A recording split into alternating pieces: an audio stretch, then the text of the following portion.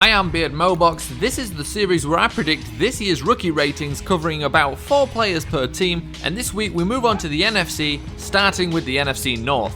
As always, we go in order of the division standings, and that means we begin with the up-and-coming team in the division but already last year's champions, the Minnesota Vikings. Round 1, Laquon, Treadwell, wide receiver, Ole Miss. Alright, so he ran a 4.6 something at the combine. However, a comparison being made in that regard is DeAndre Hopkins, who only ran a 4.57. He likely won't get the kindest speed rating, maybe in the low 80s, but his 40 time serves no purpose in evaluating him as a player. Personally, he was one of my favourite receivers in this class and was just what the Vikings needed, and I think he'll come in at 78. Round 2, Mackensie Alexander, cornerback, Clemson. Alexander and Cyrus Jones of Alabama are very similar players. Both could hold their own as outside corners in college, but they'll probably fit best as nickel guys in the NFL. I said I don't see Jones getting less than 71, and I think he could get 75. Alexander doesn't quite have the same ball skills as Jones. He went 2 years starting without an interception, but I don't think he'll be lower than 71 either, but probably won't be much higher. Round 4, Willie Beavers, offensive tackle, Western Michigan. I hate developmental guys because they are so hard to predict. Beavers is a solid player who could use a year to refine his technique and gain some more functional strength. I'm kinda stuck on this one, but I think anywhere between 68 and 70 sounds about right. Round 5, Kentrell Brothers, outside linebacker, Missouri. Like his former teammate Michael Sam, Brothers is too small to play the position he played in college effectively in the NFL. He's got a better shot inside, and that's where his incredibly high football IQ would really pay off. At 6 foot and 245 pounds, his size will most likely affect his Madden rating, which I predict to be around 68, but there's no reason it has to affect his career. Anyone ever heard of a 6'1", 240 pound inside linebacker called Ray Lewis? I'm not comparing the guys, I'm just saying size doesn't matter. Well, at least not always. A bonus round for the Vikings, round 6, Moritz Böhringer, wide receiver, Germany. Of course I included this one, but this is really interesting in multiple ways. Our best comparison here is Jeff Janis, who entered the league with a 63 overall, and at least he played Division III football. So going off that, Mo should really be rated lower than 63. Now I'm not under the illusion it's a huge deal, but I think the fact that Böhringer very quickly became the NFL's #1 link to Germany might affect his rating. He is Madden's chance to market to the less hardcore Madden fanbase in Germany, and giving the player that a lot of those more casual gamers might be looking for at least a usable rating would be very important. I'm not saying there are posters of the guy on every street, but if you follow the NFL in Germany, you've most likely heard of him, and he may be the deciding factor for some of those gamers that wouldn't usually buy the game.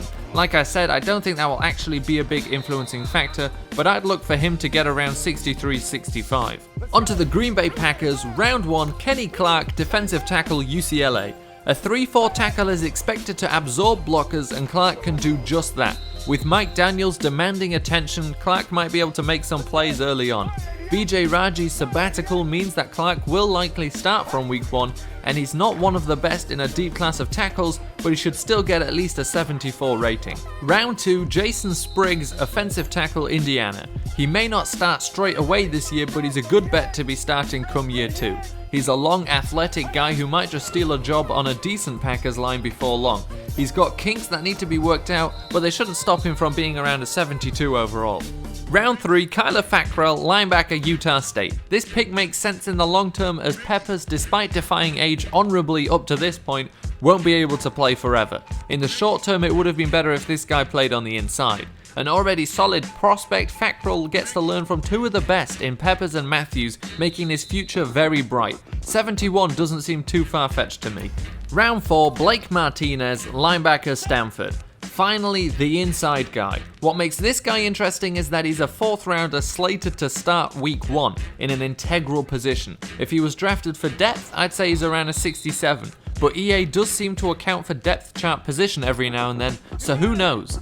Onto the Detroit Lions, who didn't panic with Calvin Johnson retiring and managed to have a decent draft. Round 1, Taylor Decker, offensive tackle, Ohio State. Early signs suggest Decker will start at left tackle, pushing Riley Reef to the right side. Everyone raved about Decker as a right tackle, so seeing him move to the left is a slight surprise, but clearly the Lions think he's the best choice. Had he stayed on the right, he may have been rated 1 or 2 points higher, but even on the left side, he should still be a 76-77. Round 2, Ashawn Robinson, defensive tackle, Alabama. How did they let this guy go this late? Maybe GMs thought he was actually 38 rather than just looking it. Robinson might not help Ziggy Ansah as much as a top-end rusher on the opposite side may have done, but with Robinson joining Haloti Ngata in the middle, Ansah should be able to spring loose much more regularly.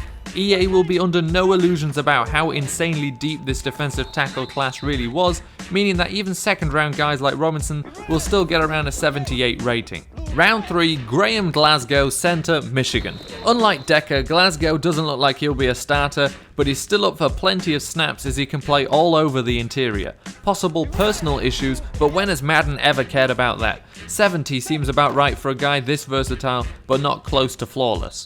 Round 4, Miles Killebrew, strong safety, Southern Utah. On any other team, Killebrew would be an outside shot to start, but the Lions have plenty of holes and not much competition. Another one of these hybrid guys, Killebrew is an orthodox safety who can hit like a linebacker, and that should get him plenty of chances early on. 69 is probably a safe bet. On to the final team of the NFC North, the Chicago Bears. Round 1, Leonard Floyd, outside linebacker, Georgia. Pernell McPhee was the Bears' best defensive player last season, and don't sleep on Houston, who got 8 sacks in his return from injury. Floyd won't start a single game this season. He'll also get 10 sacks. Vic Fangio was the defensive coordinator at the 49ers when Aldon Smith got 14 sacks in his rookie season, not starting a single game. 75 should be right on the money for Floyd, whose lack of weight shouldn't affect him in pure rush situations. Round 2, Cody Whitehair, offensive guard, Kansas State. After addressing defense, the Bears addressed their need. That's been a need for as long as Cutler's been there. Drafting a guy like Kyle Long one time won't do it, and if Grassi was part 2, then Whitehair completes the story of the inside. Whitehair has played all over the line but will likely live inside in the NFL, and there he should get a 75. Round 3, Jonathan Bullard, defensive tackle, Florida.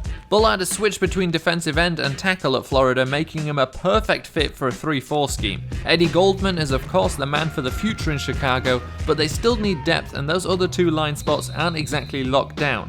He could get much better, or he might just be average, but he'll likely get around a 70 rating. Round 4, Nick Kwiatkoski, inside linebacker, West Virginia. The Bears certainly solved their issue inside with free agents, but Freeman isn't the youngest guy, so drafting for depth and the future isn't a bad call. More than that, Kwiatkoski is very versatile. He's played every linebacker spot as well as safety. He could just turn into another great defensive draft selection for the Bears. 70 might be a little high, but it wouldn't be overrating him either. So that is it for the NFC North. Next week we're on to the NFC East, which has some of the most interesting classes this year, with some hard questions to answer for some of those selections.